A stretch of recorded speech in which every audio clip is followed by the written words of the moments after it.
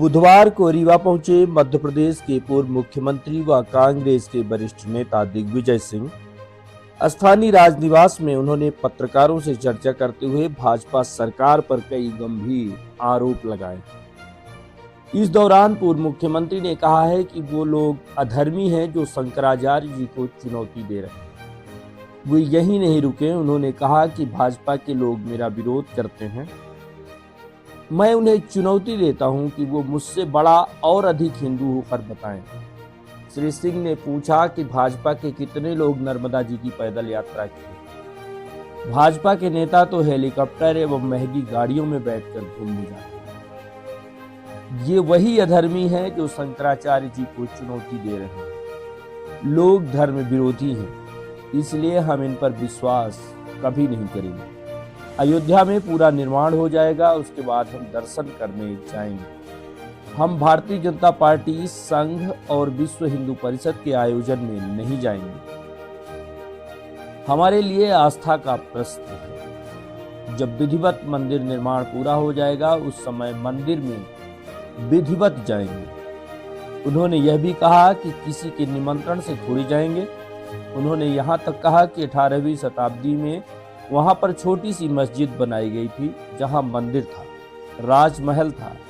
इसके भी प्रमाण मिले हैं। उसके बाद 1850 में निर्मोही अखाड़ा ने सारा संघर्ष शुरू किया। राम मंदिर के लिए उन लोगों ने लड़ाई लड़ी। आरएसएस, विश्व हिंदू परिषद और भाजपा ने कभी राम मंदिर की बात नहीं की। 1984 के चुनाव में जब भाजपा की 2 सीटें रह गई, तब उन्होंने राम मंदिर की बात की। राम मंदिर की बात मैं कर रहा था, तो ये पूरा का पूरा विवाद तब और आगे बढ़ गया जब आजादी के बाद तत्कालीन एक नायर जिला कलेक्टर थे फैजाबाद में, उन्होंने मस्जिद के अंदर मूर्ति रखवा दी और उसका जब विवाद बढ़ा तो उसमें अदालत में बात गई और अदालत में उसको स्टे मिल गया और ताला बंद कर दिया, लगा दिया। और ये लगभग 80 के दशक तक ये मुद्दा शांत है। हालांकि छुटपुट बात होती रहती है। जब ये चुनाव हार गए तो उन्होंने मंदिर मस्जिद का झगड़ा चालू कर दिया, अपने एजेंडे में ले लिया, बीजेपी ने अपने एजेंडे में लिया। अब आंदोलन हुआ 1990 के दशक में। राम लला हम आएंगे, मंदिर वहीं बनाएंगे, वहीं मतलब बाबरी मस्जिद जहां खड़ी हुई है वहीं मंदिर बनाएंगे। ये नारा था कि नहीं था? इसका मतलब था पहले मस्जिद तोड़ो, उसके बाद मंदिर बनाओ। क्योंकि जब तक मस्जिद नहीं टूटती थी, इनका उद्देश्य पूरा नहीं होता था। क्योंकि मस्जिद तोड़ना उद्देश्य था, मंदिर बनाना इनका उद्देश्य नहीं। खैर, तत्कालीन भाजपा सरकार उत्तर प्रदेश की सुरक्षा नहीं रखता, मस्जिद टूटी। नरसिम्हा राव जी प्रधानमंत्री थे। रामलला की मूर्ति की सुरक्षा के लिए उन्होंने वहां पे टेंट लगवा दिया, गार्ड बैठा दिया और कानून बनाया देश में कि भाई इस तरह का विवाद अब आगे ना हो। तो वहां पे कानून बनाया कि साहब 1947 देश जब आजाद हुआ था तो जो जिसका पूजा स्थल है उस पर कोई फेरबदल नहीं होगा, ये गैर कानूनी होगा। और साथ में उन्होंने ये तय किया कि हम लोग जो ढांचा, विवादित ढांचा, उसको रहने दीजिए, वो अदालत में अटका हुआ है।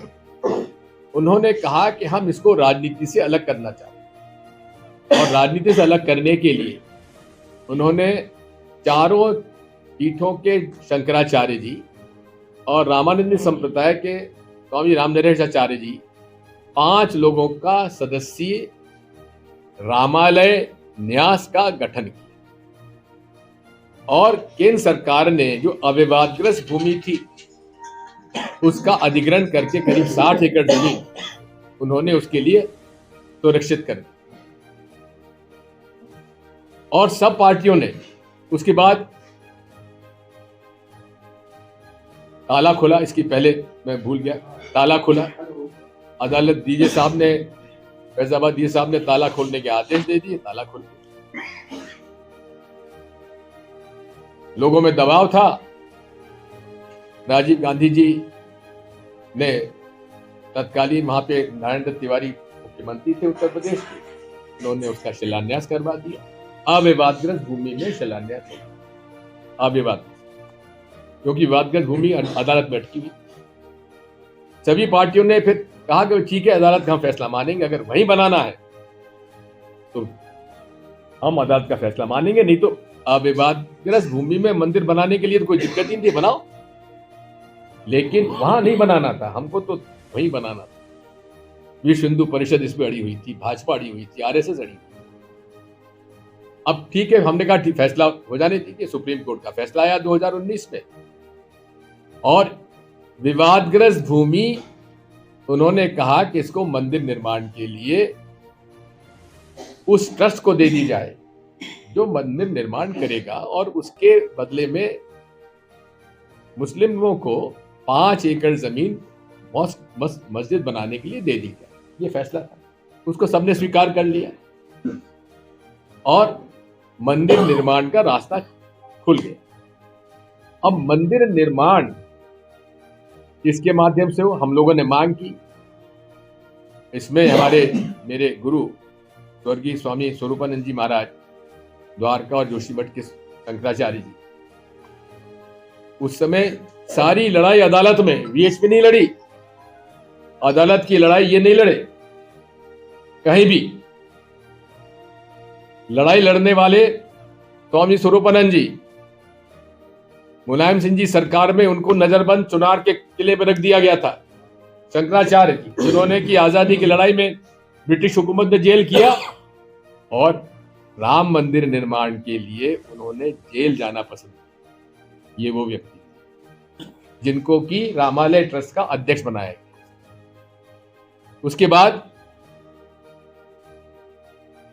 मंदिर निर्माण की जब बात आई तो सभी लोगों ने मांग की कि साहब, रामालय ट्रस्ट पहले से बना हुआ है, शंकराचार्य जी उसके सदस्य हैं, रामानंदी संप्रदाय के रामनेश्वराचार्य जी उसके सदस्य हैं, ये मंदिर निर्माण का कार्य उनको सौंपा जाए।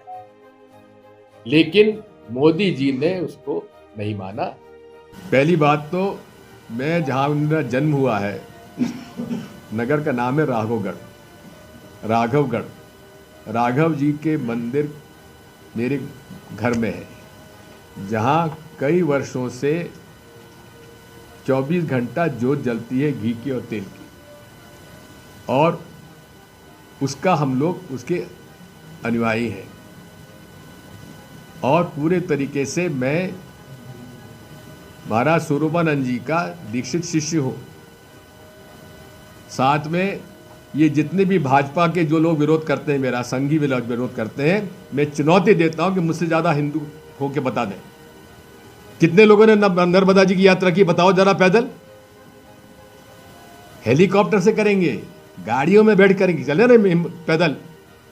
ये लोग अधर्मी हैं जो शंकराचार्य जी को चुनौती दे रहे हैं, जिन्होंने निर्मोही अखाड़े का हक छीना है, जिन्होंने रामानंदी संप्रदाय का अपमान किया कि उनको रामनेश्वराचार्य जी को उन्होंने निमंत्रण नहीं भेजा। ये अधर्मी है, धर्म विरोधी है, इसलिए हम इनका पर विश्वास कभी नहीं करेंगे। जहाँ तक अयोध्या जी में रामलाला जी का मंदिर है, उसका पूरा निर्माण हो जाने दीजिए, उस पर कलश चढ़ जाने दीजिए, ध्वजा चढ़ जाने दीजिए, दर्शन करने जाएंगे, वो सबके साथ चलेंगे।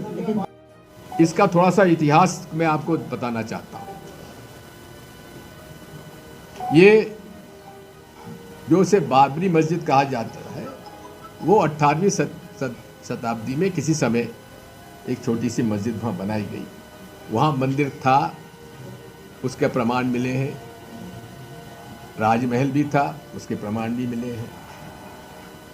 और उसके बाद 1850 से निर्मोही अखाड़ा, जो कि हनुमानगढ़ी में रहते थे, निर्मोही अखाड़े ने सारा संघर्ष शुरू किया रामलला मंदिर के बारे में, जिसे कि गोरखनाथ हमारे जो मठ है उसके आदित्यनाथ जी के पूर्व गुरु, उन लोगों ने और निर्मोही अखाड़ा ने ये लड़ाई लड़ी पिछले 150 साल में। आरएसएस 1925 में उसका गठन हुआ, उन्होंने कभी राम मंदिर की बात नहीं की।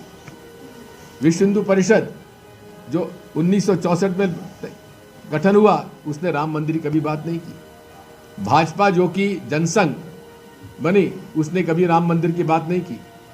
भाजपा जो 1979-80 में बनी उसने चुनाव 1984 का लोकसभा चुनाव में 2 सीटें रह गई तब जाकर उन्होंने उसकी बात की। और आज मैंने जॉर्ज फर्नांडिस का एक देखा है बयान जिसमें वो कह रहे हैं कि जब मंडल कमिटी हमने आयोग का निर्णय लिया वीपी सिंह जी, तो आडवाणी जी उनसे आके कहा कि आप लोगों ने ये करके हमको अब मजबूर कर दिया, अब हमको फिर से मंदिर मस्जिद की लड़ाई शुरू करनी पड़ेगी। मंदिर मस्जिद की लड़ाई शुरू करनी पड़ेगी यानी कि फिर से हिंदू मुसलमानों को लड़ाना पड़ेगा। यही 1925 से लेकर आज तक राष्ट्रीय स्वयंसेवक संघ कराता रहा है। ने केवल इतना ही कहा है कि हम भारतीय जनता पार्टी संघ और विश्व हिंदू परिषद के आयोजन में नहीं जाएंगे। बाकी हमारे लिए आस्था का प्रश्न है। जब मंदिर निर्माण पूरा हो जाएगा विधिवत उसमें हम लोग जाएंगे। कौन नहीं जाता है? और किसी की इजाज़त चाहिए? हमको इजाज़त चाहिए क्या निमंत्रण से हम किसी पे जाएंगे? भगवान हमको वैसे ही बुला लेता है, जाते हैं, दर्शन करने जाते हैं, किसने मना किया है?